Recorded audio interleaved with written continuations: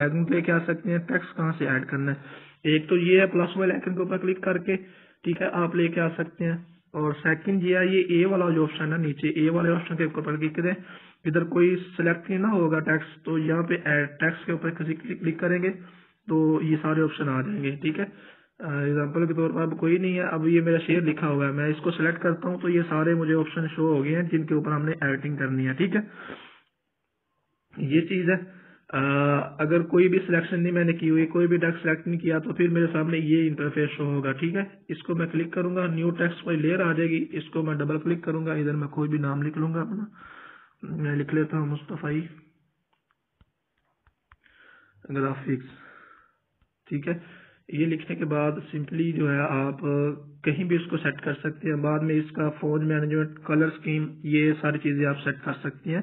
तो next lesson के अंदर इंशाल्लाह वो भी मैं आपके साथ क्लियर कर दूंगा कि आप किस तरह कलर मैनेजमेंट या जो कर सकते हैं, दूसरा कलर स्कीम या फॉन्ट मैनेजमेंट वो किस तरह कर सकते हैं, ठीक है।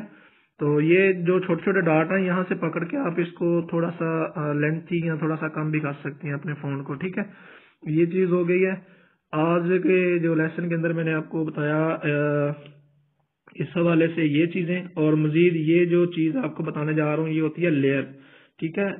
लेयर का भी आगे जाके मैं डीपली आपको एक्सप्लेन कर दूंगा। इधर से किसी चीज को लॉक करना हो तो आप सिंपली इसके ऊपर करके लॉक कर देंगे तो ये अपनी जगह से मूव नहीं होंगी, ठीक है। लेयर से बाहर निकलने के लिए आपने अगेन उसी के ऊपर क्लिक करना है, अनलॉक कर सकते हैं यहाँ से इनको, ये इसके ऊपर क्लिक करें, ये जो ऑप्शन है, और इसको मर्ज कर दें, एक लेयर में हो जाएंगे ये चीज, ठीक है।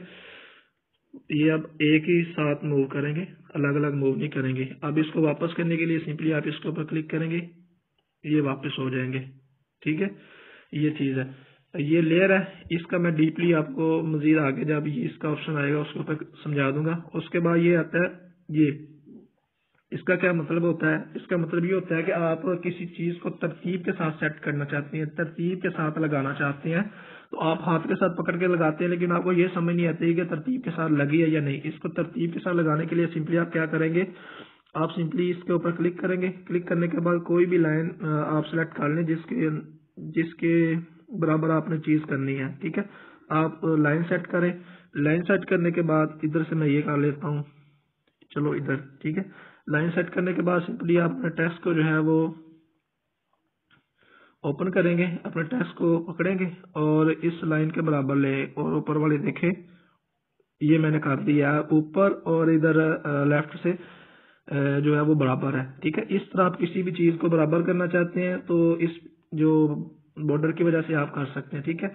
उसके बाद ये है, ये वाला ऑप्शन कि आप किसी भी चीज को जूम करना चाहते हैं, जूम करके देखना चाहते हैं, इसके ऊपर क्लिक करें सिंपली आप, तो आप सिंपली मूव कर जूम करके छोटी से छोटी चीज को भी देख सकते हैं, ठीक है। इससे बाहर निकलने के लिए सिंपली आपने दोबारा इसके ऊपर अगेन क्लिक कर देना है, ठीक है। और इसके बाद ये ऑप्शन है, ये अनडू का ऑप्शन, ठीक है। अनडू मतलब कि जो भी आपने काम किया उसको बैक करने के लिए। अब मैंने ये आपके सामने ये फोन बड़ा किया है, अब मैं अनडू करूंगा तो वो बैक अपनी हैयत पे चला जाएगा, ठीक है। ये है। उसके बाद ये डिलीट है, ये डिलीट वाला ऑप्शन है, ये पेंसिल वाला ऑप्शन है।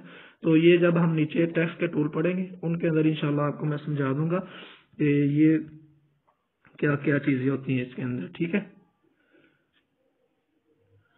तो ये चीजें अब आपने याद रखनी है, कलर कहाँ से लेना, बैकग्राउंड कहाँ से सेट करना है, हमने इमेज कैसे सेव करनी है, और मजीद कैसे करना है। तो नेक्स्ट इंशाल्लाह हम मूव करेंगे।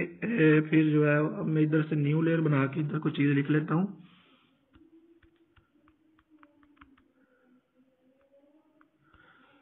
ठीक है। ये चीज है। अब आपके सामने ये वाले जो टेक्स्ट के टूल है ना, ये सिंपली शो हो रहे हैं। तो मजीद इसके ऊपर एक लेसन होगा भरपूर, तो वो इंशाल्लाह आपको बहुत इंटरेस्टिंग लगेगा।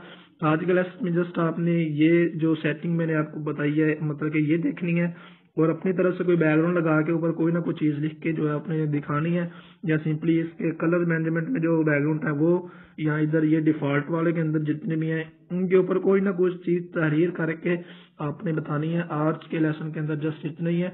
मैंने आपको फिर बता रहा हूँ आपको कि आपके टूल्स के ऊपर फोकस करना है कि कौन सा टूल है, उससे कौन सी चेंजिंग होती है। अब मैंने आपको इतने टूल्स बताए हैं, आपको अजबर हो जाना चाहिए कि कहाँ से साइज रहती हैं, कहाँ से बैकग्राउंड रहती हैं, कहाँ से चीज़ इम्पोर्ट करके उसके ऊपर लेके आते हैं, कहाँ से सेव करते हैं, कहाँ से अंडू करते हैं, कहाँ से जूम करते हैं, कहाँ से हम बराबरी करने के लिए यूज़ करते हैं, ठीक है, कहाँ से हम टेक्स्ट ऐड करते हैं, कहाँ से प्रोजेक्ट सेव करते हैं, कहाँ से इमेज सेव करते हैं। ये सारी की सारी चीज़ें आपको याद होनी चाहिए। तो मजीद इंशाल्लाह हम नेक्स्ट मूव करेंगे नेक्स्ट लेसन के अंदर। तो तब तक